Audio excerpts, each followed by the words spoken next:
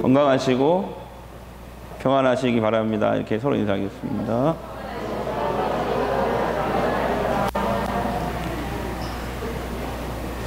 사랑의 원자탄이라고 불리는 그 손양원 목사님 아시죠?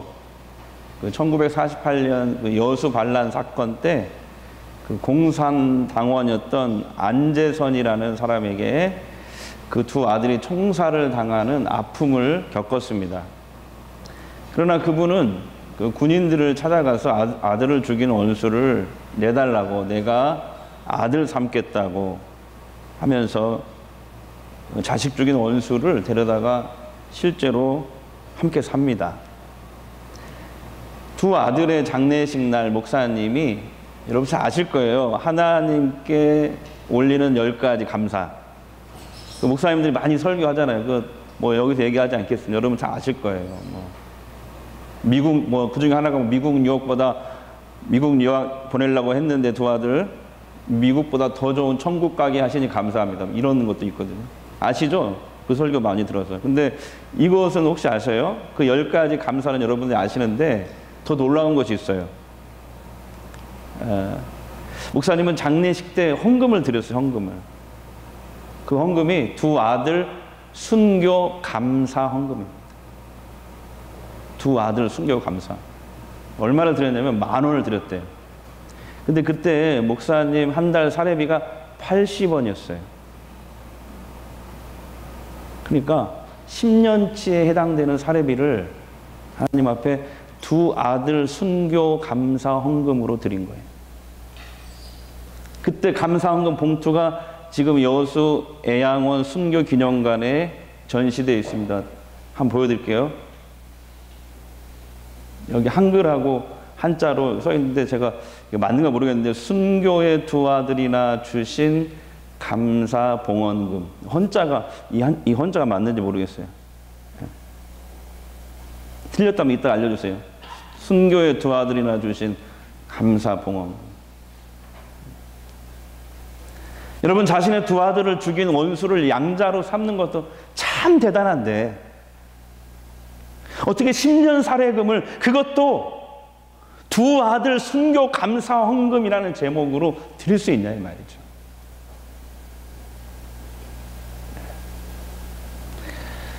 오늘 본문에도 무려 13년간이나 계속된 이 고난과 시련 앞에서 그 질고의 13년이라는 세월을 보내면서 한 번도 원망이나 미움을 쏟아내지 않고 복수 같은 거 꿈꾸지 않고 하나님께 결국 감사드렸던 한 인물이 나와요. 그 누구냐면 여러분 잘 아시는 요셉입니다. 여러분 잘 아시죠? 요셉은 야곱의 12아들 중에 11번째 아들입니다. 근데 아버지 야곱이 유독 다른 아들보다 요셉만 편애합니다. 그리고 성경에 나오는데 노년에 낳은 아들이었다. 할아버지가 다 돼가지고 낳았으니, 100살이 넘어서 낳았으니 얼마나 예쁘겠어요. 예. 뿐만 아니라 자신이 가장 사랑하는 부인 라헬, 4명의 부인이 있었는데 그 중에 자기가 제일 사랑하는 라헬이 요셉의 동생 베냐민을 낳고 죽거든요. 그때부터 야곱이 라헬에게, 부인 라헬에게 쏟았던 그 애정이, 라헬이 죽고 나서 그것이 그대로 요셉에게 쏟아 부어진 거죠.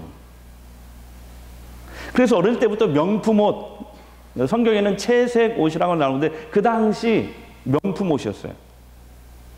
예, 소매가 여기까지 되는, 예, 다리 여기까지 내려오는. 다른 자식들은 요즘으로 말하면 뭐 구루마표, 시장 구루마표 옷이나 입히고, 요셉만 명품 옷, 채색 옷을 입혔다니까요. 근데 이런 야곱의 편애가 결국 요셉과 형제들 사이에 비극을 불러일으킵니다. 어느 날 요셉이 이상한 꿈을 꿉니다. 여러분 아실 거예요. 그 꿈을 형들에게 말을 하죠. 그때부터 형들의 미움이 분노로 바뀌고 이게 폭발해 버립니다. 사실 그 꿈은 하나님이 주신 꿈이었어요. 하나님이 주신 꿈. 하나님이 주신 꿈을 두 글자로 뭐라고 해요? 비전이라고 합니다. 나와 상관없는 나의 소원과 꿈은 야망이라고 해요. 그래서 저는 오늘 또 이 시간에 외치고 싶어요. 여러분, 야망의 사람 되지 말고 비전의 사람 되십시오. 하나님이 요셉에게 주신 꿈, 비전은 두 가지예요. 제가 새벽에도 한번 보여줬는데, 하나는 밭이 나타나요. 큰 밭이 나타나더니 형들의 곡식단 11개가 자기 곡식단에 둘러서더니 거기 엎드려 경배하는 거예요. 절을 하는 꿈입니다. 첫 번째 꿈. 두 번째 꿈은 뭐냐면 해와 달, 이것은 어머니 아버지를 뜻하는 거거든요. 그때 당시 해몽으로 의하면 그래요. 해와 달과 그 다음에 11별, 11별은 형제들, 다른 형제들이 갑자기 나타나더니 자기에게 절을 하는 꿈입니다. 이 두 가지 꿈을 꿔요. 하나님 보여줘요. 이 비전을 하나님이 보여주신 거죠. 이 꿈은 뭡니까? 언젠가 요셉이 높은 사람이 되어서 형들이 자기에게 엎드려 절하는 꿈으로 해석이 됩니다. 해석이 되었어요. 그래서 이 꿈 때문에 형들이 그렇지 않아도 아버지가 편애해서 시기했는데 이 시기가 변해가지고 분노로 바뀌게 됩니다. 어느 정도 분노냐면 요셉을 보기만 하면 죽이고 싶다. 그 정도로.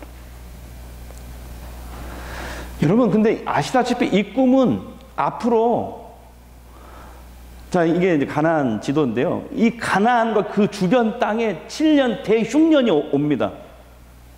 우리는 지금 10개월만 코로나로 막 경제가 마비돼도 난리잖아요. 근데 7년 동안 대흉년이 왔다고 보세요. 이건 흉년 팬데믹이 일어난 거예요. 그 시대에 7년 동안. 그게 오는데 하나님께서 요셉을 미리 이집트로 가게 하셔서 이집트의 총리가 되게 하시는 거예요. 그래서 자기 가족들을 먹여 살릴 뿐만 아니라 주변의 많은 민족들을 먹여 살리는 그런 비전입니다.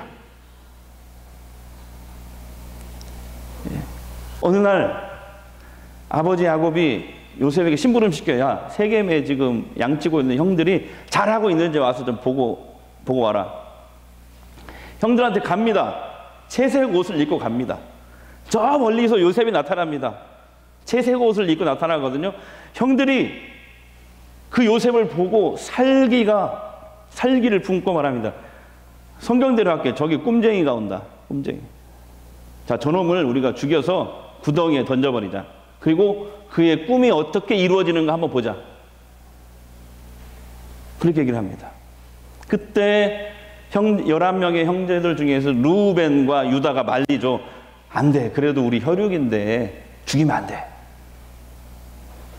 그래서 결국 어떻게 합니까? 구덩이에 던져놨다가 끄집어내서 이집트로 가는 명품 상인, 명품을 파는 상인, 미디안 상인들에게 은 20을 받고 노예로 팔아버립니다.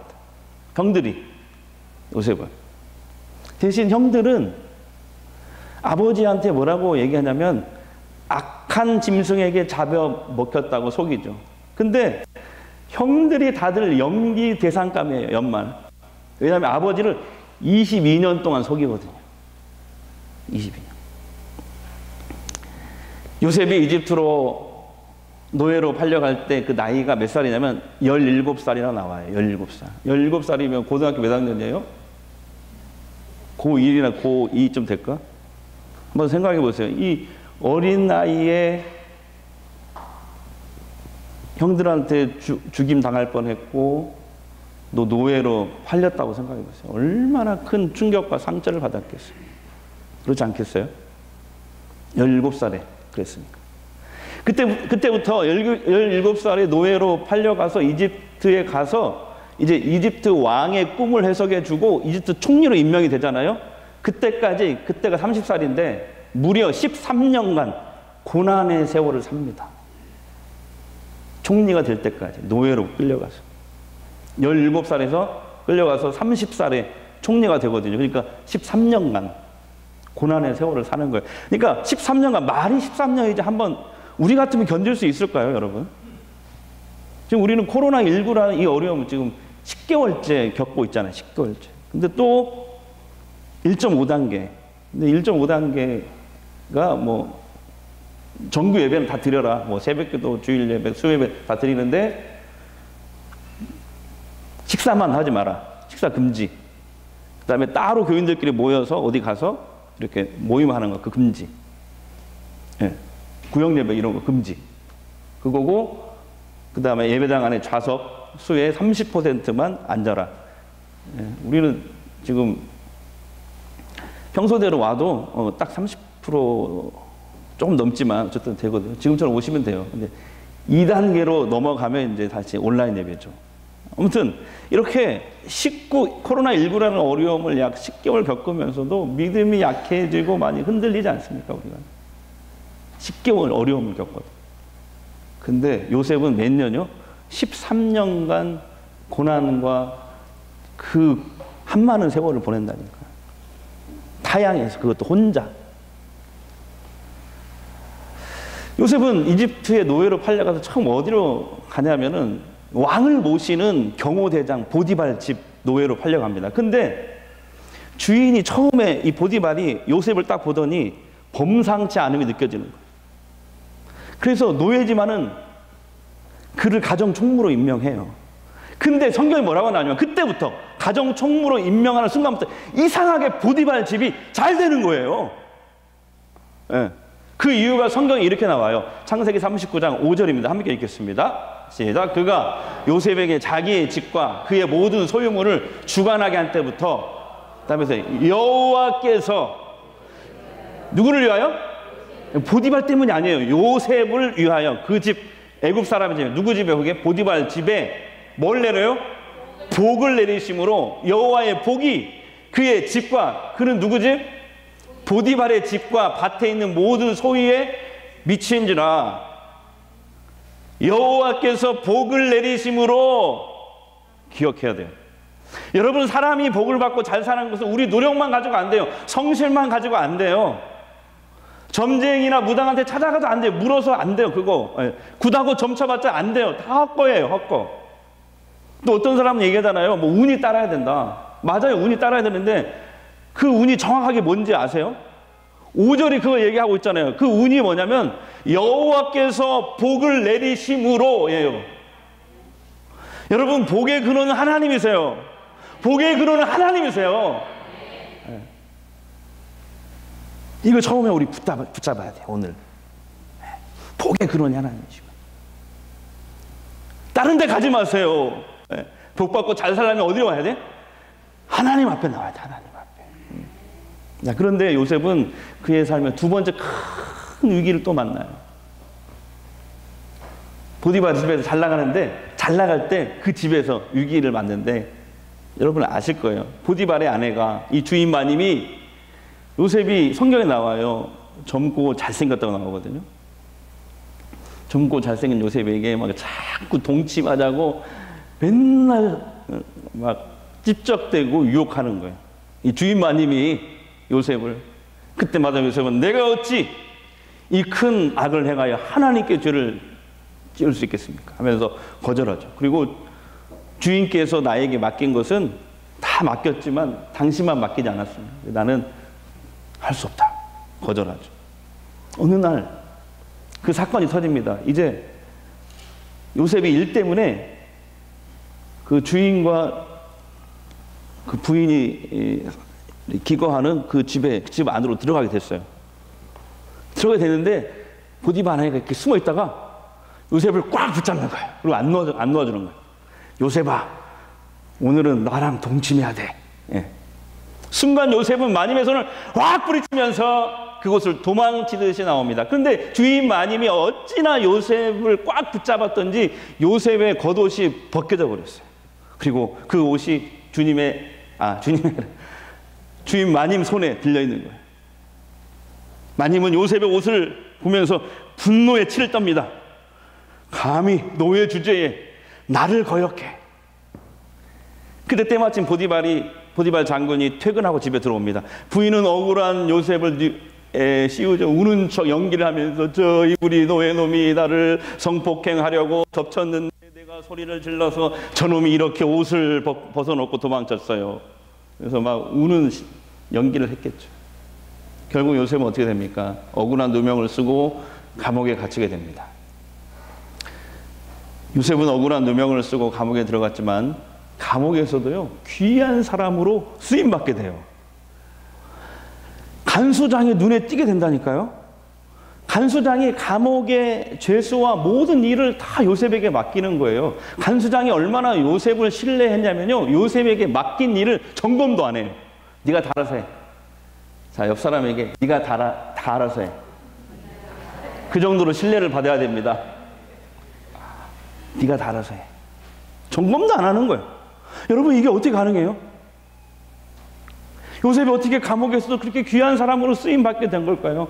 그 이유를 오늘 본문은 이렇게 얘기하고 있어요. 그게 오늘 본문이에요. 자, 21절, 23절 우리 큰 소리로 읽겠습니다. 여호와께서 요셉과 뭐 하시고? 함께 하시고 그에게 인자를 더하사 간수장에게 은혜를 받게 하시니. 23절, 이는 여호와께서 요셉과 함께 하심이라. 함께가 두 번 나왔어요. 여호와께서 그를 범사라는 것은 모든 일, 좋은 일이나 안 좋은 일이나 비가 오나 눈이 오나 바람이 부나 폭풍과 몰아치나 화창한 날씨나 범사에 어떻게 했다고요? 형통하게 하셨더라. 아니 17살의 형들에게 버림을 받고 이집트 노예로 팔려와서 30세의 이집트 총리가 될 때까지 요셉은 말이 그렇지 13년 동안 고난의 인생을 이렇게 사는 거예요. 우여곡절 끝에 요셉은 이집트의 총리가 됩니다. 그리고 14년 동안 총리로 재임을 하거든요. 그래서 그 14년 동안 뭐 하냐면 하나님이 주신 지혜대로 고대 근동에 아까 그 지도, 그 고대 근동 지역에 7년 대흉년 팬데믹, 그것을 대비합니다. 그래서 결과적으로 흉년에 자기 아버지와 형제들의 생명을 보호하죠. 그리고 뿐만 아니라 주변의 수많은 나라 사람들을 먹여 살려요. 복의 근원이 되는 거예요. 그리고 나서 총리에서 퇴임하고 나서 그 뒤에 110세를 살다가 이제 죽게 됩니다. 그러니까 죽을 때 마지막 유언 기억나세요? 그래 얘기하잖아요. 우리 하나님의 백성들이 이집트에서 언젠가 나가게 될 것이다. 그 날이 올 텐데. 왜냐? 하나님은 이 땅을 주신다고 한 것이 아니다. 우리 아브라함과 조상에게 약속하신 땅은 이집트가 아니고 가나안 땅이에요. 그곳으로 언젠가 하나님이 보내실 텐데 그때 내 뼈를 꼭 가지고 나가. 그래서 약속의 땅에 아브라함과 이삭이 붙인 그 가나안 땅에 나를 이장해줘. 그 얘기를 하거든요. 요셉이 110세 죽을 때.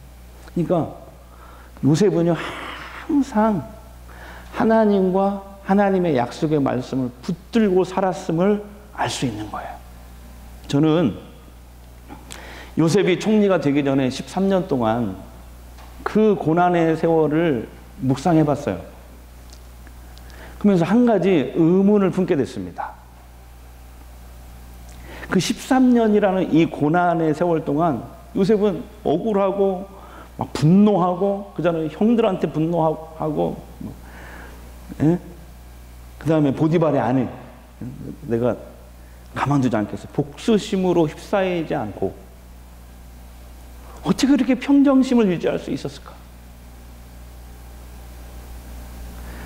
아니, 한두 번도 아니고요. 13년간이라니까. 13년간 그런 세월을 보냈잖아요. 성경을 아무리 뒤져봐도 한 번도 그런 원망과 복수심이 나오지 않거든요. 오히려 이것만 나와. 이것만 계속 반복해 나오는 요셉은 나중에 22년 만에 자기 형들을 만나잖아요. 아버지 만나고 총리가 되어가지고 그때 이런 감사의 고백을 하나님께 합니다. 자, 창세기 45장 4절 8절이에요. 시작. 요셉이 형들에게 이르되 당신들이 나를 이곳에 팔았다고 해서 근심하지 마소서. 하나님의 생명을 구원하시려고 나를 당신들보다 먼저 보내셨나이다. 온 땅에 큰 흉년이 들었으나 하나님의 큰 구원을 이루시려고 나를 당신들보다 먼저 보내셨나이다. 그런즉 나를 이리로 보낸 이는 당신들이 아니요 하나님이시라. 하나님이 나를 애굽 온 땅의 통치자로 삼으셨나이다. 그래서 저는 하나님이 오늘 본문도 그렇잖아요. 하나님 요셉과 함께 하시고, 이게 2번 나왔잖아요. 그리고 범사에 형통하게 하셨으니까, 예? 그래서 고난의 세월 13년을 버틴 것이 아닌가. 언뜻 이런 생각을 했어요. 여러분도 일반적으로 그런 생각 하실 수 있잖아요. 에이, 요셉이니까 하지. 그니까 요셉이니까 하지. 만약에 나한테도 하나님이 늘 형통함을 주시고, 예? 늘 함께 해주시면 누가 못해, 우리도 고난 다 이길 수 있지. 뭐 13년 아니라 100년이라도 이길 수 있지. 우리도 그렇게 얘기하잖아요. 예. 하나님이 뭐 이렇게 늘 함께 해주시고 범사에 형통하게 하시니까 버틸 수 있는 거지. 그런 줄 알았어요. 그리고 성경을 자꾸 들여다보니까, 묵상을 해보니까 그게 아니더라고요. 아니, 한번 생각해보세요. 요셉도 인간인데 한두 번도 아니고 13년 동안 고난이 계속 이어지잖아요. 이집트에서 총리가 되기 전까지. 억울한 일 당하고. 고난 속에 왜 분노가 없고 상처가 없겠어요? 그걸 어떻게 알 수 있냐면요. 제가 여기 찾았어요, 본문을. 요셉이 이집트의 총리가 돼서 이제 국보급 여자와 결혼을 합니다. 성경에 나와요. 제사장 딸인데. 그래가지고 아들 둘을 낳는데 그 아들 이름이 므낫세하고 에브라임이에요. 근데 그 아들 이름을 요셉이 지었는데 그 아들 이름에 자기의 신앙 고백을 집어넣었어요. 자, 이런 뜻이에요. 므낫세는 무슨 뜻이냐면, 하나님이 내게 내 모든 고난과 내 아버지의 온 집안 일을 잊어버리게 하셨다. 그러니까 형들이 자기를 죽이려고 했고 노예로 팔아먹은 거 문득문득 생각이 왜 안 나요? 나지, 인간인데, 신이 아닌 이상.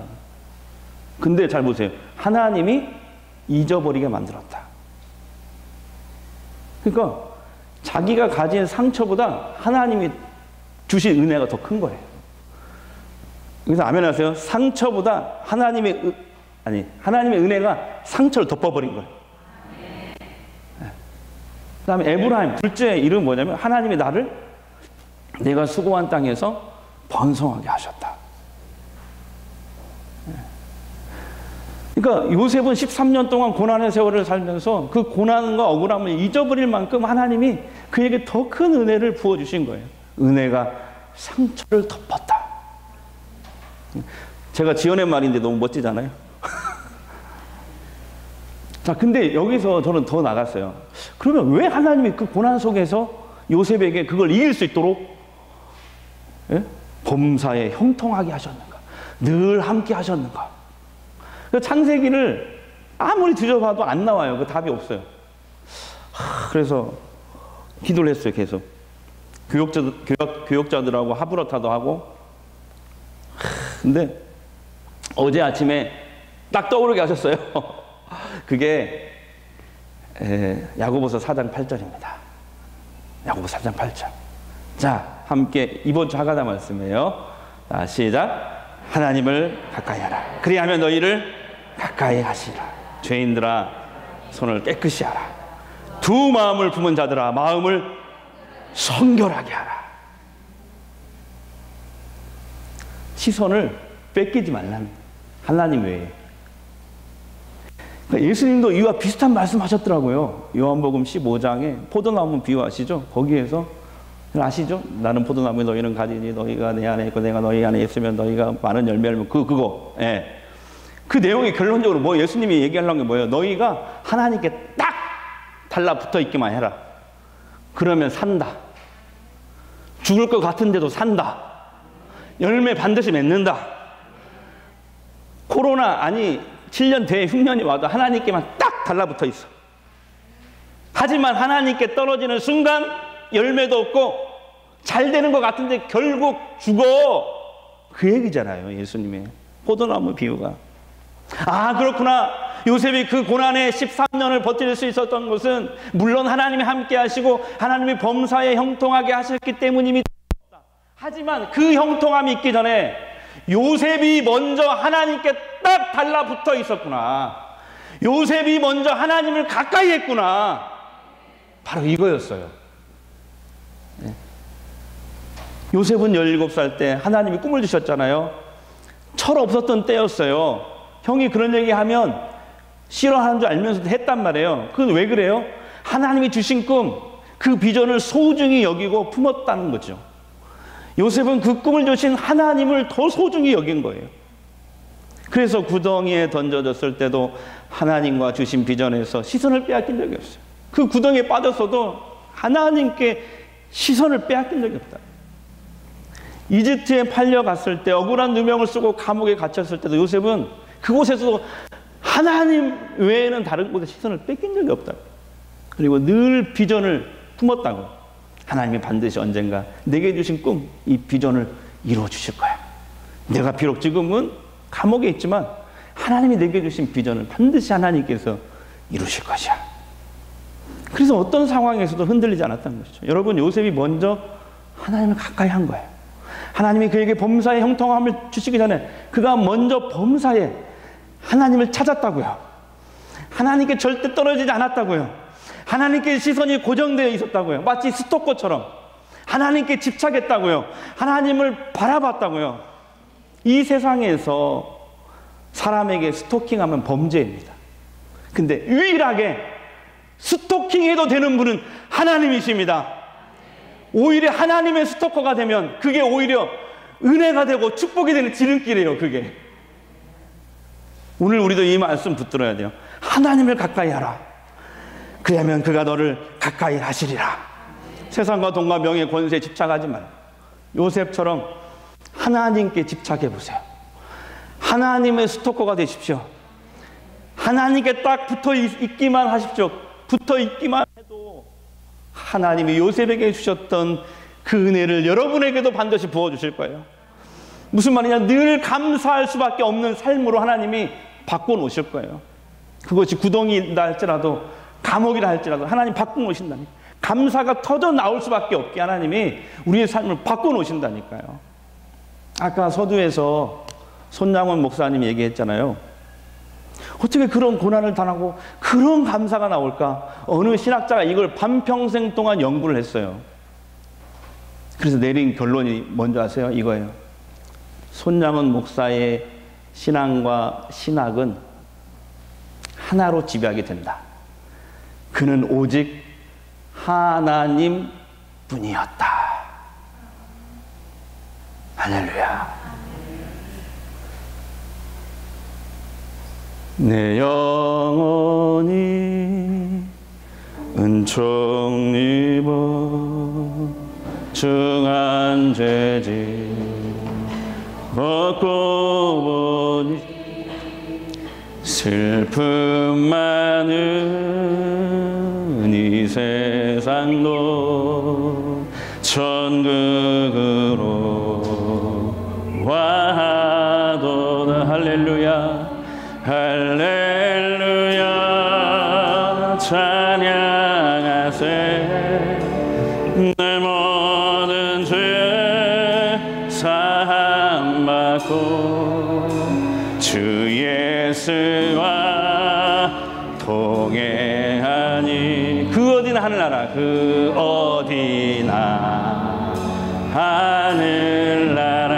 주의 얼굴. 주의 얼굴 뵙기 전에 멀리 뵈던 하늘나라 내 맘속에 이루어지니 날로 날로 가깝도. 할렐루야.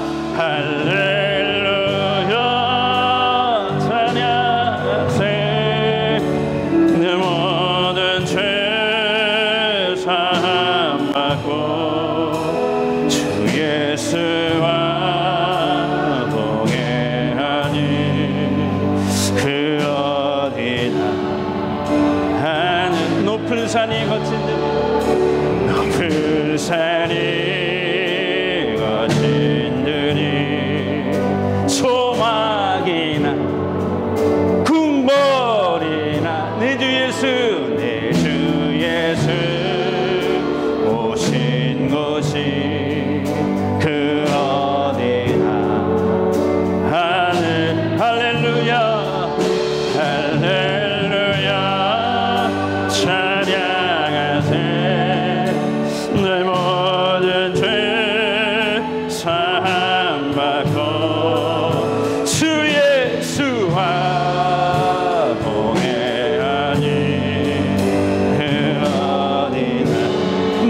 산이 거친 들이 아멘. 높은 산이 거친 들이 소막이나 궁궐이나 내 주 예수 모신 것이 그러니라 하는 아멘. 할렐루야 찬양하세. 내 모든 죄 사함 받고 주 예수와 동행하니 그러니라 하늘나라. 주 예수와 동행하니 그 어디나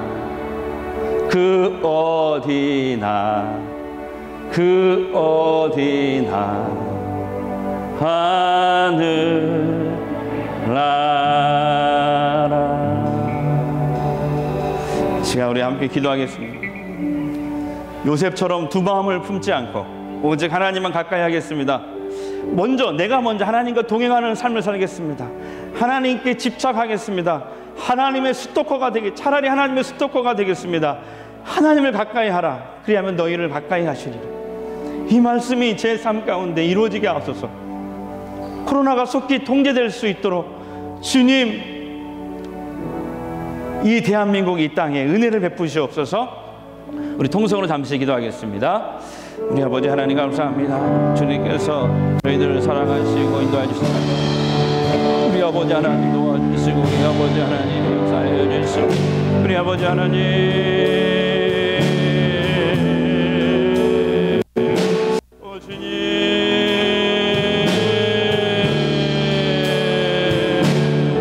예수의 보혈로 주님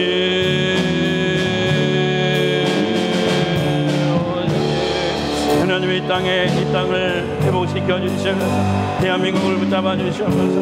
한국교회를 회복시켜 주시옵소서. 우리 믿음의 사람들을 다시 회복시켜 주시옵소서. 전주성광교회를 회복시켜 주시옵소서. 하나님 믿음으로 하나님께 더욱더 가까이 나아가는 저희들 되게 하여 주시옵소서.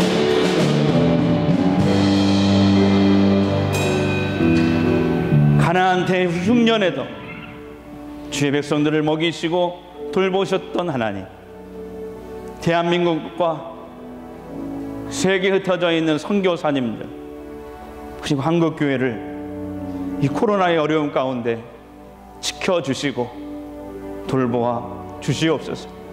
전주 성광교회 속한 모든 성도들을 지켜주시고 하나님, 어려운 시대이지만 믿음은 더욱더 강해지고 하나님께 더욱더 가까이 나아가 요셉에게 주셨던 그 은혜와 복을 다 받아 누리는 우리 성광교회 성도들 되게 하옵소서.